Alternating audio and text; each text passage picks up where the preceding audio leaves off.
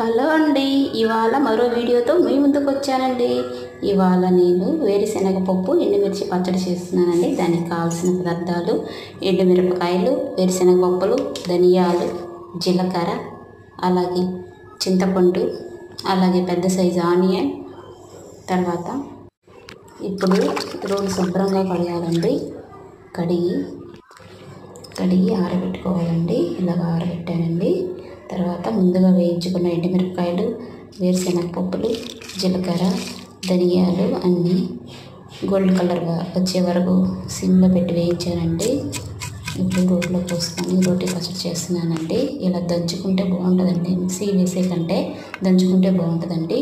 తగినంత ఉప్పు వేసుకున్నానండి.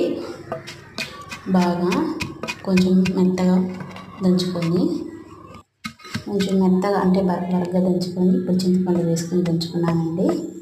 తర్వాత వాటర్ వేయకుండా డైరెక్ట్గా ఆనియన్ వేస్తున్నానండి. ఎందుకంటే వాటర్ వేస్తే అది జారుగా ఉండి ఎగిరి మన మొహాన కలర్లో పడుతుందండి. అందుకని ముందు ఆనియన్ పచ్చగా దంచుకున్నానండి. ఇప్పుడు చింతపండు వాటర్ ఉన్నాయండి, వాటర్ పోసుకున్నానండి. వాటర్ పోసుకొని బాగా నూరానండి. ఇలా వచ్చిందండి. ఫైనల్ అంతా తీసేసి బౌల్లో వేస్తున్నానండి. ఇప్పుడు వేడి అన్నం పెట్టుకొని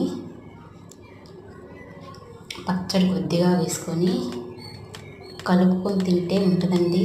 సూపర్ అండి. ఈ పచ్చడి అంటే మా వారికి చాలా ఇష్టం అండి. దీనిలో కొంచెం నెయ్యి వేసుకొని కలుపుకొని తింటే ఉంటుందండి. సూపర్ ఉంటుందండి. నెయ్యి వేసుకున్నానండి. చాలా అంటే చాలా బాగుందండి. సూపర్ ఉందండి. థ్యాంక్ యూ అండి.